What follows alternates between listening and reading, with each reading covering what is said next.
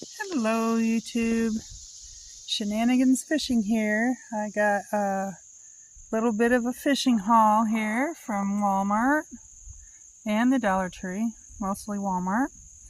I've got this bait here, it's a power bait. I got those fish because they look absolutely real, but they're not. And I got 2 packs of jig heads because it said I needed a jig head for it. So hopefully one of those is appropriate.